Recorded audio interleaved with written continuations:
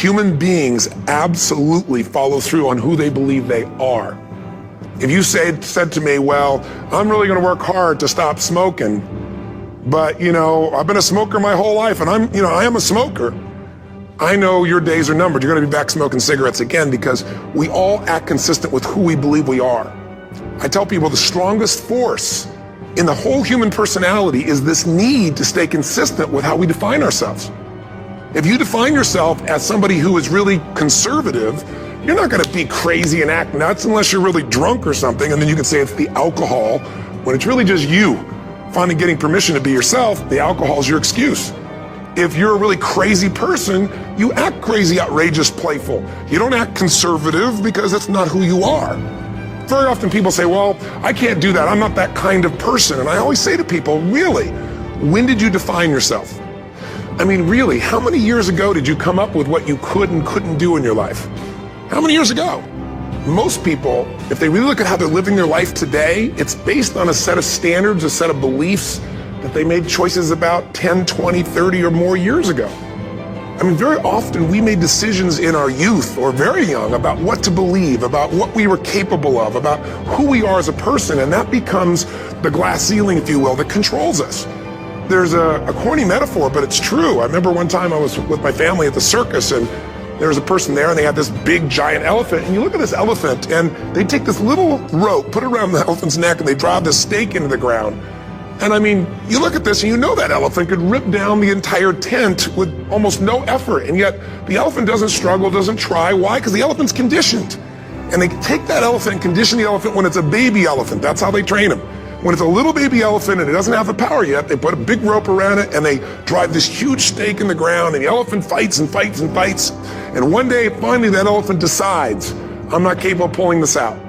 And once that becomes the definition of an identity of anyone, an elephant in this case, they don't even try anymore. It's just who I am, that's how it is, that's just the way it is in my life. I'd like to ask you to take a look at any place you've got a limitation and ask yourself, when did I decide to accept that limitation? And you may not even see it as a limitation, you might see it as just that's who I am.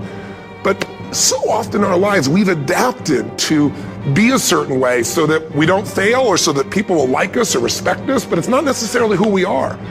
Joy comes when you're spontaneous. It's really hard to be truly happy when you're not being yourself. And most of us have no clue who we are. And so a big part of my work, if you've ever been to an event, is to get people to do things spontaneously without thinking, because that's when the real you shows up. That's when the energy comes alive. And when you do that, when you start to connect to your true nature, suddenly there's energy available for you to set a higher standard for what you want in your life. That's what this is really all about. And when I talk about standards, when I talk about, shoulds versus musts, think about your own life. I know there have been areas in your life where some point in time you just shifted and you raised the standard and your life changed. Because whatever people have their identity attached to, they live. We live who we believe we are. That's just how it works. It's just kind of like, I'll give you an example. Look at your physical body. Your physical body today is an absolute reflection of only one thing, not your goals, not your desires, but your standards. The identity you have for yourself. If your standard is you're an athlete, then there's a certain amount of strength, a muscle tone, and energy that's available in your body on a regular basis because that's who you are. And so you do whatever's necessary to maintain that identity. Again, the strongest force in the human personality is this need to stay consistent with how we define ourselves. Because if you don't know who you are, you wouldn't know how to act. Once you lock in on that identity, your brain finds a way to keep you there. If you say, man, I'm overweight, I've always been overweight, I'm big boned, and that's the story you got, then you're gonna always find a way to get back there. That's your settling point. That's your identity. That's where things lock in.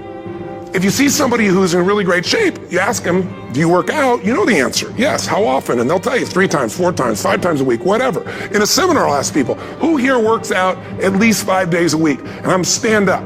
And you look around that room, and you know that they work out 5 times a week because you can see their body. You don't just get a result without some kind of action, without some form of ritual. Ritual meaning actions you do consistently. Now, do you think those people that are out there working out 5 days a week, do they have more time than you do? Or I have, or anybody else? Of course not.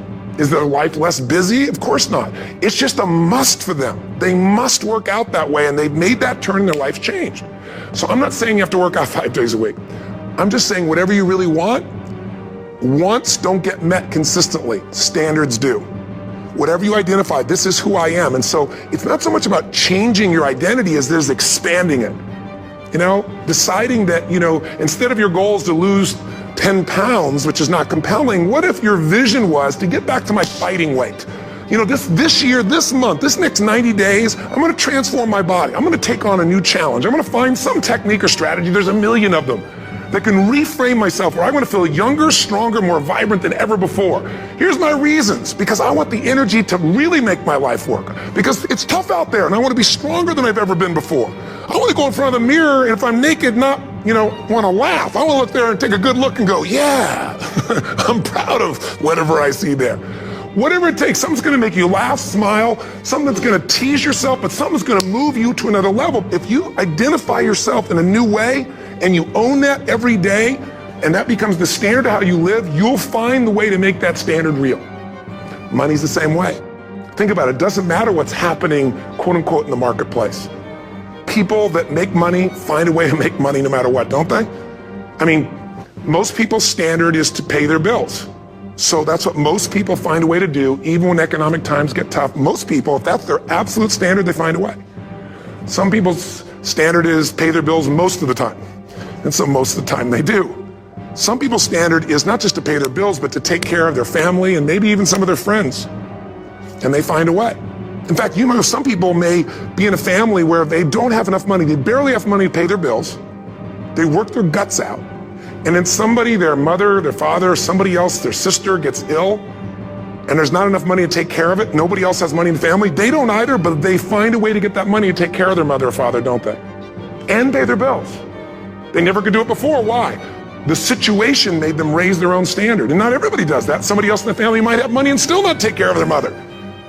It all comes down to the inner game, my friends. Changing your life is a change in the inner game. The outside world you can't control, but you have absolute control over this one if you learn the dynamics of what shapes you. And identity is one of those simple, clear, fundamental basics that if you start to shift it, everything else will shift in your life as well. Some people, by the way, have to have more than enough money to do what they want, when they want, where they want, with whomever they want, contribute the way they want. And if that's their must, they find a way. I know that sounds overly simplistic, but it's true. Now, somebody once said you can take all the money in the world out of the hands of everybody, out of all the wealthy people in the world who are really successful, give it to other people. It wouldn't take too long, those people would have it back in their hands. It's not because they're manipulative, it's because they have a standard. Some are manipulative, don't get me wrong, but they've got a standard of what they're going to find a way to make happen. I'm just simply saying to you, take those 3 magic words and live them. Raise your standard. And if you really want to do it, then I'll tell you the most important secret. Have you ever done this? Have you ever told yourself you're raising your standard? Okay, I'm gonna go make this happen. I'm gonna go make this much money. I'm gonna transform my kids. I'm gonna create the ultimate relationship in my life. I'm gonna transform my body, whatever it is. And then you don't have strong enough reasons and you don't use it. You don't follow through. It's because you didn't back up your standards with what makes those standards real, and that's rituals. Rituals are where the power is. Whenever we do our Robbins results coaching, we say Robbins equals results, the way we get results with people, it's the same way if you listen to my Ultimate Edge program, or back in the old days, Personal Power, or if you went to one of my seminars. You know what I do is I take these huge challenges you got and we break them down into little bite-sized steps. Little things you do each day that after you do them, you get so much momentum that it's easy to succeed. You're not overwhelmed. You have these victory day after day after day on little things. If you went through Ultimate Edge, I'm sure you learned about the hour of power, or the 15 minutes to be able to be fulfilled, or 30 minutes to thrive, where you literally just condition your body and emotion with a couple little rituals. So it doesn't matter what's going on in your world, you feel that strength, and it's not fake, it's not some pump up, it's coming from inside you, and it works. Rituals define us. See, all the results in your life are coming from your rituals. They start with a standard and then have rituals that follow it up. Like, for example, if you are where you want to be physically, you have very different rituals than if you're not where you want to be physically. If you're overweight, you and I both know you got a different ritual than if you're physically fit. Completely different. You get up in the morning, what's the first thing you do if you're fit? Your shoes are there, you roll over, Doesn't matter how you feel, you put on your shoes, you lace them, you start walking, or whatever that ritual is. If you're overweight, you roll over and you have a very different ritual. You might roll over several times to turn the alarm clock off. You go in and get your mocha, smocha, whatever, special coffee. You stop by at Starbucks, whatever the case may be. You have your nice sugar muffin. That's supposed to be really nice for you. Whatever you do, it's a different ritual. If you have a great, passionate relationship, you have very different rituals in how you come home than if you have a lousy relationship. When you come home and the first thing you do is you're tweeting somebody, or you're emailing, or flipping on the news, or you don't even come home. What are the rituals? Whenever I study people that are successful, what I look for is what's the standard they hold themselves to? And then what are all those little rituals that add up? Because think about it. Success and failure are not giant events. They don't just show up. You don't just suddenly become successful or suddenly have this cataclysmic event that makes you fail. It may look that way. But failure comes from all the little things. It's failure to make the call. It's failure to check the books. It's failure to say, I'm sorry. It's failure to push yourself to do things physically that you don't want to do. And all those little failures day after day come together until one day some cataclysmic event happens and you blame that. That event happened because you missed all the little stuff. Do you agree with me? And success, by the way, is not some overnight event. It's all these little things. Success is having a vision. Success is making it compelling. Success is really seeing it, feeling it every day with strong enough reasons. Success is feeling the sense that I'm here to grow and I'm here to give something to the world more than just myself. Success is caring about other people. Success is calling and saying, I love you in the middle of the day for no damn reason. Or sending a note. That'll change your relationship. Have a ritual of something funny, playful, or a surprise you do. How many relationships are dead today because they have no surprise rituals anymore? You need to have some rituals, some cool things you do that nobody else does that gives you a better life than anybody else has. All the little stuff. That's where success comes from. In business, it comes from delivering more than anybody could imagine. All those little things add up. People go, wow, that's who I want to do business with. It's true in any area of your life. So if you look at somebody who's really successful and you think, wow, I mean, they're so amazing, they're such a genius, you got to dig underneath and you got to remember something. People are rewarded in public for what they've practiced for years in private. Myself and my business people say, how do you get up and speak? And you have no notes and you go for 3 days and nights and the room is like, everybody's wired and it's incredible. It's like a rock concert. How do you do that? How do you get that confidence? Well, and it's not confidence, it's experience now. But I did so much behind the scenes and I still do to make things right. I mean, how many people would know that since the time I was 17 years old, before I walk out on stage, still do to this day, wouldn't need to do it, but I still do it, I never walk out there without being in an absolute peak state of mind. There are days my back is hurting, my throat is hurting, or I may have had a challenge, or my father passed away, and I've still got to deliver for these people because my standard is give my all every time. Every event has to be better. Talk to anybody who's been to our events for 5, 10 years, some of our trainers, and they'll say, I don't know how he does it. He always finds a way to make it better. That's not an ego thing. That's a standard in me. I have to find the way. And my ritual, though, is I prepare, I think, I gather new information, I figure out how to put something across better. What do people need? I spend time with our customers. I see what's going on. And before I get on stage each time, I have this little ritual to put myself in a state of mind. And I did it starting like 17 years old. I started doing it. I say, I now command my subconscious mind. And I say this out loud several times, this little phrase, set of phrases, as an incantation to kind of condition my mind and body. And I'd say, I now command my subconscious mind to direct me in helping as many people as possible today by giving me the strength and the emotion and the humor and the brevity, whatever it takes to show this person and help this person change their life now. And I started that with a person when I worked with people one-on-one, and I would do that for 45 minutes driving in my Volkswagen to go serve and coach somebody for the first time. Now I don't say that person, I say these people, and I can go out in a room of 10,000 people and deliver for 50 hours, and I do it every time I come back on stage. It's a ritual to go into peak state. Peak states don't just show up, they don't interrupt you. Great ideas don't interrupt you, you gotta pursue them. I talked to Michael Jordan, I'll never forget, at the peak of his career, and got to watch his final game. Saw him backstage and spent some time with him, and it was a pretty exciting time. He was the greatest basketball player I think that ever lived and has ever lived. And I asked him, I said, what sets you apart, Michael? What is it? And is it God-given talent, ability, skill? What is it? And he said, Tony, he said, I can shoot you straight. It's not, me trying to act humble. He goes, I have a lot of talent, a lot of God-given talent, a lot of skill. I've worked really hard. But he said, really, it's my standards. He said, every day I demand more from myself than anybody else could humanly expect. I'm not competing with somebody else. I'm competing with what I'm capable of. Magic formula. Because most of us lower our standards. Why? Because who you spend time with, my friends, is who you become. One of the biggest reasons I started going to seminars when I was like 17 is I had nobody around me as a great role model. I could read about somebody, but being around people, being in that environment was very different. Finding a way to go to work with someone who lived that standard of life was very different. You get around people with low standards and you compete with it. You don't need to compete with it. It's like, okay. I mean, remember Jerry Springer? I don't know if he's still in the air, but I remember he used to get people on the show and I thought, where would he find these people? And why would people watch? I'll tell you why they watch. They watch these people and go, my life's still pretty darn good compared to that person. Look at them. You don't have to change your life. All you have to do is find somebody with a lower standard and you'll feel good about yourself. But if you feel that good feeling, it's an illusion. The only thing that's going to make you happy, my friend, in this year or any other, is to step up.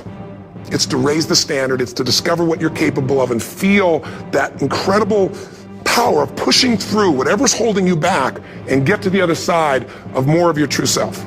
That's what this game's all about. And look at the best in the world in anything. Tiger Woods, what's his vision? To win golf tournaments? No, to be the best that ever lived. That's his goal. That's his vision. But here's what's interesting. He backs it up with rituals. If you just have a vision and you don't have the rituals, stop lying to yourself. His rituals are, he started doing things nobody did before. He went and started lifting weights. Golfers lifting weights? No way. He went out and he changed his swing when he was the best in the world because he realized in order to be the best that ever lived, he was gonna have to change his swing. If you know anything about golf, you don't change your swing when you're the best. And he went and retrained himself because he has different rituals than other golfers. Now many people are modeling his rituals to get better. It's amazing. You know, you look at somebody like Michael Phelps, the 2008 swimmer, won 7, only 2 people I think in history, if I remember correctly, that have gotten 7 gold medals in one session. And here's a guy, he's got number 6 under his belt and he's exhausted and he's going in for that final swim. I'm sure you remember. And how does the guy win? By 1/100th of a second. Do you think that was some massive skill that got him over the top? Or was it a standard that says, this is who I am. I am the champion. And no one is taking this from me. And somehow in those final milliseconds, 100th of a second, he pushed himself just beyond his competitor. But you know about Michael Phelps? What allowed him to be able to push beyond that moment is his rituals. Go study the guy. Most people who swim have these unbelievable workouts. He does 2 and 3 of those workout sessions a day. All the other swimmers in the beginning thought he was insane. You're gonna overtrain, you can't do that, it's not physically possible. But he had a standard and the rituals to back it up. So here's my final message to you, because I've gotten carried away. I thought I was gonna send you like a 5-minute message, but as you can see, there's no script here, it's just me going a little crazy with you, but I wanna really see you get what you want this year. Don't let this year be like last. And if last year was great, still don't let it be that way. Raise the standard. If your life is perfect and extraordinary, you darn well know you're not gonna be happy unless you keep making it better. That's what makes us feel alive. It's not what we get that make us happy. It's who we become and what we're able to give because we become more. That sense of contribution is what creates the deepest meaning. So here's my assignment for you if you want one. If you want to go from conversation to some action, here's a simple thing to do. What's an area of your life right now that you really want to improve? What's an area that's important to improve? If your body's great, how about your career? If career's great, how about your relationships? Intimate one especially, or your kids. Or your relationship with your creator, spiritual side of your life? Or is it your finances? Figure an area that really matters. Decide on that area. Number 1, write down what your life is like in that area right now as specifically as possible. So you might say, well, I'm 13.5 pounds overweight, whatever the weight is, whatever the situation is, or my body fat's like this, or I wake up exhausted in the morning, and you write the truth of where you are right now. So you're real clear. Or I'm not in a relationship. I say I want a relationship, but I'm not in one, and I don't seem to find them. All the good ones seem to be gone is my belief. And I really do want one, but I don't have it. Whatever your definition. Or I'm in a relationship, and God, I wish I wasn't in a relationship. I'm planning my escape. Wherever you are. Or I have a wonderful relationship. We love each other, but there just isn't enough passion. Just write the truth of where you are. The area you want to change, but write how it is. And then the second step is, this is where you got to be really honest with yourself. What are the rituals that have put me there? Because whatever results you're getting, even if you don't like the results, there's some rituals that are keeping you in that place. There's some rituals of what you eat or don't eat, how you move or don't move, how you sleep or don't sleep. There's some rituals in the lack of variety or spice or energy or focus in an area. There's something you're doing, and it's usually not one thing, it's a bunch of little things that you kind of do consistently whenever you think about getting in a relationship, whenever you think about working out, whenever you think about money. You get yourself in a state of overwhelm. You start thinking about all the things you can't control. Just write down all the rituals you have, and then here's the third step. What do you want? What's your vision? And be really specific. I want to be my fighting weight. I want to be the strongest I've ever felt. I'm going to turn whatever it is, be specific. And then, last step number 4, what are the rituals that'll get you there? What would you need to do differently each morning if you're going to be that kind of energy, that kind of strength? How often would you work out? What days would you work out? What time? A ritual is something you do consistently, usually at a specific time, so it becomes automatic. Let me tell you something. Willpower doesn't last, but rituals can last a lifetime. I bet you have some rituals in your life right now you've been doing for years, even though some of them don't serve you. I'm just saying, wake yourself up. If you want a new year and a new life, you don't need to start on January 1st. Start today. Start with this little video. And just begin to see what happens and see how easy it is to just do a few little rituals. Don't do them all, just do 2 or 3 new things. And you know what happens? You'll get momentum. Because once you discipline yourself in one area of your life, you feel yourself doing it in other areas as well. And I always say something that my original teacher taught me. I always remind people, there's always 2 pains in life. There's the pain of discipline, or there's the pain of regret. And discipline weighs ounces, as my friend Jim Rohn taught me. Regret weighs tons. You don't have regret. So right now, what do you want to change? What's it really like? What are the rituals that got you there? That'll take a little homework. If you're not sure, ask the people around you. They'll tell you what your rituals are. What do I really want in depth? What are the rituals that'll get me there? And then get yourself to start a few of those actions and lock them in place. If I can help you in any way, we're here as a company to support you. Come have an event with us. Come to Unleash the Power Within or Mastery University, or get a coach. You can get a free coaching session if you call our company, or click on something on this. Will probably have something on it, or get a product, or don't do anything with us, but do something with somebody, starting with you. If you make the changes in yourself, you're going to be proud this year, and no amount of money or accolades from other people can mirror the feeling of being proud of knowing you've taken back control of your life, or you've taken a great life to another level. Because once you do that, you have something you can give other people, whether it be your kids or your friends or your family, and ultimately that's what life's about.